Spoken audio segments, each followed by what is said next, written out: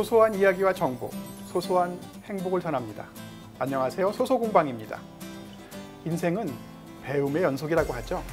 학교에서, 직장에서, 집에서도 우리는 늘 부족함을 느끼고 그것을 채우려는 갈증을 느끼기 마련입니다. 저는 특히 이 분야에서 아주 큰 갈증을 느끼고 있는데요.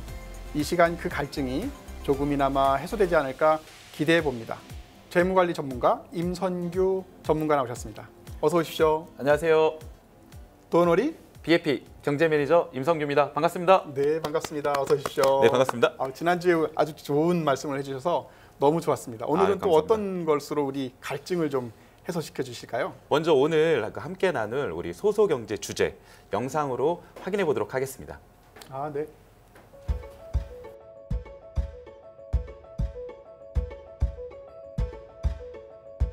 가정주부 이야기가 나올 것 같습니다. 어딘가를 열심히 가시는데요. 네. 네, 아주 씩씩하게 삶을 살고 계신다는 발걸음 같기도 하고요. 표정은 굉장히 밝죠. 네. 그리고 열심히 뭔가를 또 컴퓨터로 정리하고 계시고요. 행복한 표정으로 보니까 네, 쇼핑하고 계시는군요. 네. 돈 쓸 때가 우리가 행복하죠. 그 표정으로 봐서는 오늘 크게 걱정이 없으신 상황인 것 같은데. 그래요. 어떤 사연일까요? 굉장히 궁금하네요. 네. 약간의 고민이 빠지셨습니다. 고개를 흔들고 계시고요. 뭔가 고민에 빠지셔서 삭제를 누르셨습니다. 네, 안타깝습니다. 우리 보통 뭔가를 사면 우리가 보상회로를 건지게 돼서 매우 행복하게 되거든요. 그래서 그 보상 심리, 보상회로 때문에 많은 과소비가 발생을 하는데 아마도 그 부분에서 삭제를 누르신 이유가 있으실 것 같네요. 아이고. 구멍 떨어진 양말입니다. 네. 요즘은 참 보기 힘들죠. 그렇죠. 웬만하면은 예전 같은 경우는 꿰매서 다시 신거나 그랬는데 네. 요즘은 갈아 신기 신공이 나왔습니다. 우와. 네. 바꿔 신으니까 좌우를 바꾸니까 구멍이 달렸습니다. 네. 열심히 가계부도 쓰시고 정리하고 계시네요. 영수증 정리하고 계시고 고민이 깊어가고 계십니다. 이거 어쩌죠? 합계가 마이너스가 됐네요. 아이고, 저 심정 저도 잘 알고 있습니다. 저렇게 한 달 생활비가 마이너스가 되면 주부님 입장으로서도 굉장히 속상하죠. 근데 아마 방도가 좀 필요할 것 같은데요. 네네네. 네. 자, 어떠세요? 오늘 주제가 어떤 것인지 혹시 좀 예측이 가능하신가요? 예, 대략 견적 나왔습니다. 대략 견적 나오셨나요? 네. 행복한 삶을 위해서 많은 분들은 소비를 하고 그리고 꼭 네. 소비해야 될 부분이 있고 없고가 있을 텐데 아마 저 가정주부께서는 마이너스가 되면서부터 어려움을 좀 느끼고 계시지 않을까. 그래서 오늘은 마이너스 아마 경제? 정답이십니다.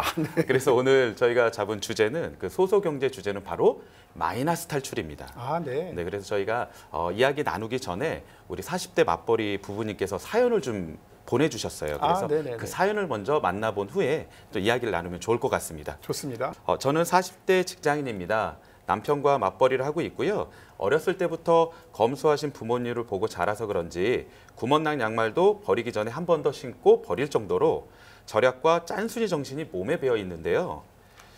이상하게 매달 가계부를 정리하면 꼭 마이너스입니다.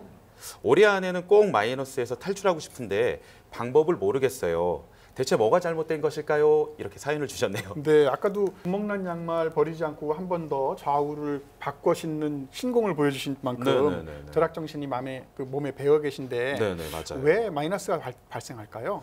많은 분들께서 굉장히 궁금해하실 것 같은데요. 가계부를 자세히 뚫어져라 이렇게 쳐다보시게 되면 해답을 찾으실 수가 있습니다. 네, 뚫어질 수가 없는 종이입니다만은 네네네. 어떻게 하면 그 마이너스를 해결할 수 있을까요?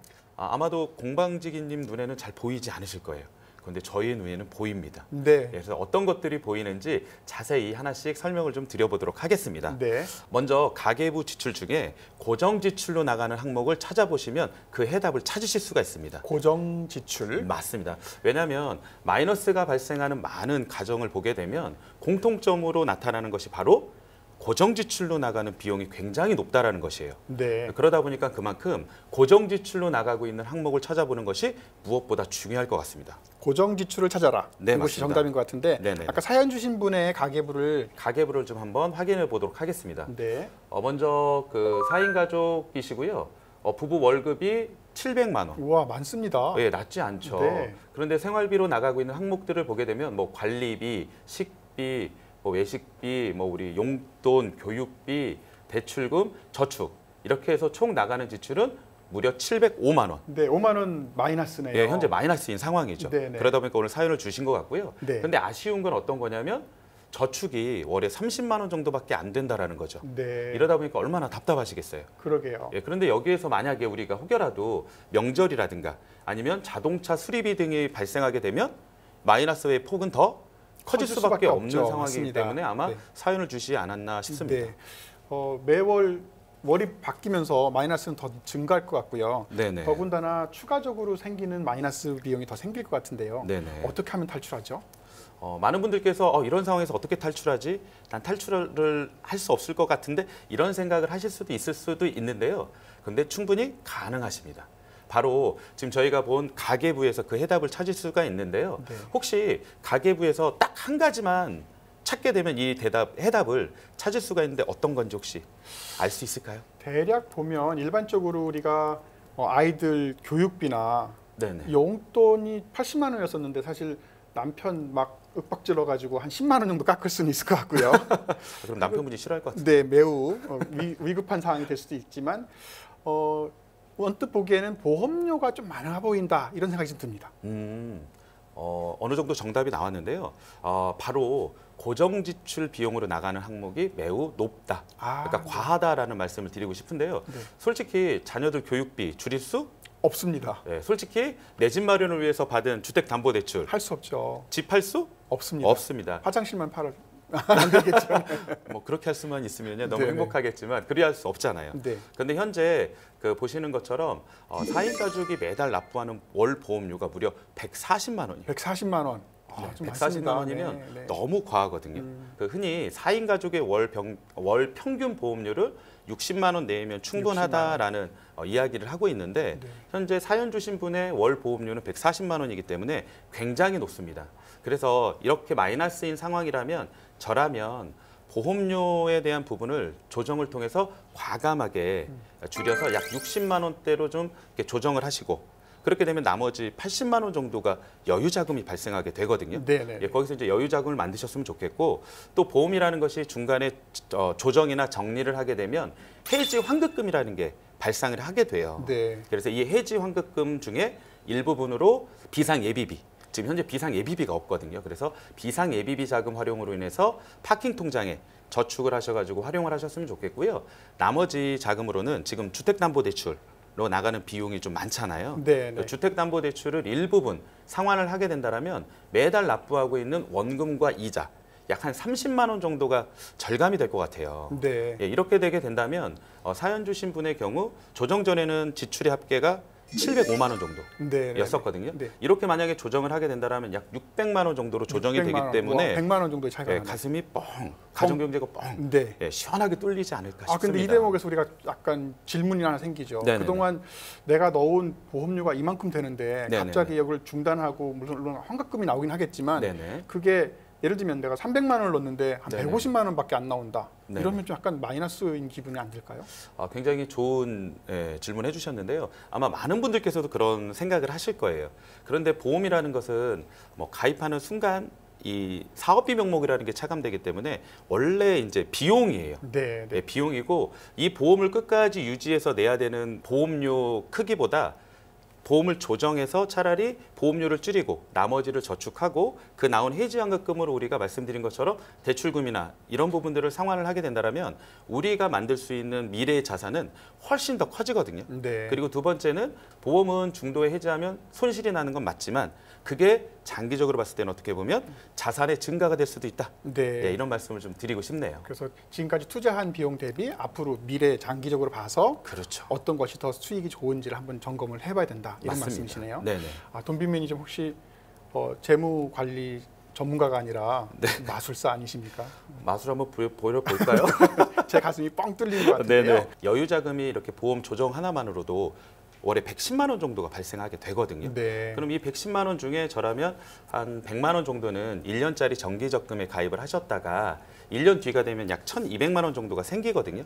그럼 이 1,200만 원은 여유 자금으로 좀 활용을 하시고요.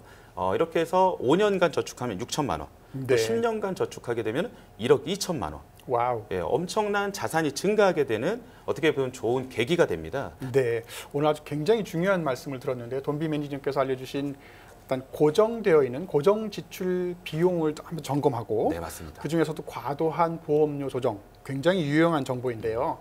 이야기를 듣다 보니까 무엇보다 중요한 것이 뭔가 기록을 해서 네, 써놓는 네. 거 가계부라고 그렇죠. 보통 하는데 네, 네, 네. 가계부 쓰기인 것 같습니다. 저도 오늘 끝나면 당장 가계부 사러 가야 되겠습니다. 이렇게 이야기하시면 아마 옛날 사람 이런 수도 있어요.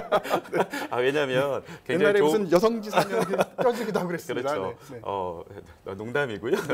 요즘 같은 경우에는 우리 스마트폰 다 있으시잖아요. 거기에 어플리케이션에 가계부가 있어요. 그렇게 활용하시는 방법도 있으시기 때문에 스마트 앱. 예, 네, 굳이 네, 네. 우리가 사서 쓰는 것도 중요하지만 그보다도 좀 효과적으로 빠른 방법은 스마트폰 어플리케이션도 괜찮지 않나 네. 라는 말씀을 드리고 싶네요. 스마트폰에 들어가서 가계부라고 치면요 엄청나게 막 많이 나오거든요. 네네네. 어떤 것을 선택해야지 가장 적절한 것을 선택할 수 있을까요? 선택하기 전에 가계부 쓰기가 작심삼일로 끝나면 안 되거든요. 그렇기 때문에 나에게 맞는 가계부를 찾는 것이 제가 봤을 때는 무엇보다 중요하지 않나라는 말씀을 전해드리고 싶은데요. 그중에 첫 번째가 저는 혹시라도 신용카드나 체크카드를 많이 활용하신다라고 한다면 웹을 활용하시는 걸 좀 추천드리도록 하겠고요. 혹시라도 나는 가계부를 쓰면서 좀 오랫동안 저장해 놓고 싶고 보관하고 싶고 뭐 백업을 받아놓고 싶다. 이럴 경우에는 우리가 그 엑셀로 가계부를 쓰는 방법도 있거든요. 네. 예, 그렇게 하게 되면 장기적으로 또 우리가 보관이나 백업도 가능한 또 장점이 있겠고요. 마지막으로는 아까 우리 공방지기님께서 말씀하신 아날로그 스타일. 네. 손으로 쓰는 거. 수기 가계부. 책으로 막 쓰는 이 거. 방법도 있는데 그래도 아직까지는 수기 가계부 작성이 그래도 가장 인기가 많은 것 같아요. 네. 그래서 우리가 나에게 맞는 가계부 쓰기 방법을 찾아서 잘 활용한다면 지금과 같은 고민들을 충분히 해결할 수 있지 않을까 네. 싶습니다. 뭐 가계부를 잘 쓰는 요령 같은 것도 있나요? 가계부 잘 쓰기 방법 한 4가지 정도, 네 가지. 간단하게 4가지 정도 좀 말씀드리면 네. 첫 번째는 한 달 예산 세우고 예산 안에서 지출하기입니다. 한 달 예산 세우고 예산 안에서 지출하기. 그렇죠. 왜냐하면 지출이 수입을 넘어가지 않게 하려면 한 달에 내가 얼마를 쓸지를 예산을 세우는 게 굉장히 중요하거든요. 계획 세운 만큼 지출하라. 그렇죠. 그래야지 그 범위 안에서 쓰기 때문에. 네, 좋습니다. 두 번째는 생활비와 용돈 분리하기입니다. 생활비와 용돈 분리하기. 네, 맞습니다. 우리가 가정에서 생활비와 각각의 용돈을 분리해서 쓰게 되면 지출의 흐름을 명확하게, 명료하게 확인할 수 있기 때문에 훨씬 더 또 지출의 흐름을 파악하는 데 도움이 될 것 같고요.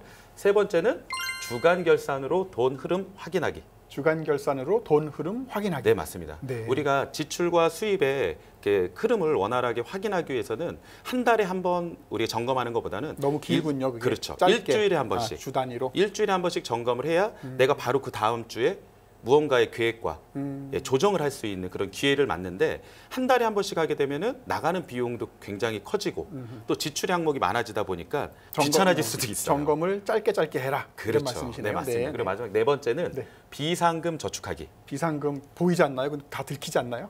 이게 이제 그래서 재무 대화가 좀 필요해요. 부부간에도. 아, 네. 이게 비상금이라고 하면 우리가 뭐 어디다 숨겨야 될 것 같잖아요. 네네. 그게 아니라 양말 속. 그렇죠. 사랑하는 사람한테 쓰기 위한 저축이 될 수도 있거든요. 우리 가정 경제에서. 공개적이지만 그렇죠. 비상금으로 인정을 받아야 되겠네요. 네, 맞습니다. 그래서 비상금 저축은 우리가 적지만 매달 꾸준하게 저축을 하셨으면 좋겠고 저축은 우리 자동이체 서비스를 매달 신청해 놓게 되면 알아서 돈이 빠져나가기 때문에 네. 우리 꾸준한 저축이 될 수 있을 것 같습니다. 네. 이렇게 4가지를 실천하게 된다면 가계부를 쓰시는데 어렵지 않을 것 같습니다. 아, 꾸준히 한다는 것이 굉장히 어려운 것 같아요. 네, 맞아요. 저희 아이 집에 갔더니 글쎄 네네. 둘째 아이들이 가계부를 쓰고 있더라고요. 네, 너무 깜짝 잘하시네요. 놀랐는데요. 네네. 어떤 가계부를 쓰는 노하우, 요령이 좀 있습니까? 어떻게 하셨죠? 중요할 것 같습니다. 노하우와 요령이 있습니다. 있습니까? 네, 바로 어떤 거냐면 나 자신에게 보상하라입니다. 보상하라. 네, 왜냐하면 우리가 한 달 예산을 딱 정해놓고 우리가 세어나가는 돈들이 없도록 꾸준하게 가계부를 쓰다 보면 지칠 때도 있잖아요. 그렇습니다. 그럴 때 가끔 우리가 뭐가 필요하죠? 상. 상, 당근. 그렇죠. 맞습니다. 네. 그래서 나에게 선물을 한다면 지금 우리가 하고 있는 이런 가계부 쓰기, 지출 관리에서 훨씬 더 도움이 되겠고요. 저한테도 올해 그럼 당근을 막 줘야 되는데. 그 가계부를 먼저 쓰시고 예, 당근을 주셨으면 좋겠습니다. 알겠습니다. 네. 그리고 보통 뇌인지 과학에서도 그 보상 회로를 건드리면 사람한테 아주 기분 좋은 호르몬이 나와서 행복하다고 합니다. 아마 보상하는 것 자체가 사람을 어떤 일을 계속할 수 있게 하고 재미있게 하고 그렇죠. 이런 원동력이 될 것 같습니다. 네, 맞습니다. 아주 귀가 솔깃하네요. 네네. 그리고 많은 분들께서 이제 보통 이런 이야기들을 많이 하죠. 적게 쓰고 많이 모으자. 이런 목표들을 세우는 경우가 많은데 솔직히 그런 목표들은 실천에 옮기기가 쉽지가 않아요. 어렵습니다. 예, 네. 그래서 우리가 가정경제 마이너스 탈출을 원한다라면 오늘 저희가 말씀드린 두 가지 있잖아요. 첫 번째 가계부 쓰기. 두 번째는 고정지출 점검. 네. 예, 이 두 가지만 기억해 두시고 실천에 옮긴다라고 한다면 현재 마이너스 탈출뿐만 아니라 여유 자금까지 만들 수 있는 아주 좋은 방법이 되지 않을까. 그래서 오늘 저희가 꼭 전달해 드리고 싶은 소소 경제의 어떻게 보면은 핵심이었습니다. 아, 네네. 고맙습니다. 소소한 일상의 행복을 지키는 현명한 재무 관리를 배우는 소소경제. 오늘 아주 유익한 시간이었었고요. 우리가 쓰고 있는 그 가계부라는 것이 새삼 이게 어머니 세대의 어떤 유물 같은 거였었거든요. 네네. 근데 오늘 말씀을 들어보니까 내가 경제에 있어서 마이너스가 되는 부분을 점검하고 그것도 일주일 단위로 점검하고 네네네. 그리고 고정으로 나간 것이 무엇이 있는지 이런 것들을 다시 한번 점검을 한다면 마이너스에서 분명히 탈출할 수 있을 것 같습니다. 소소공방 시청자 여러분, 게시판에 사연이나 질문을 남겨주십시오. 그러면 저희가 아주 적절한 답변을 드리겠습니다. 질문에는 바보 같은 질문은 없다고 합니다. 바보 같은 답변만 있으실 뿐이고요.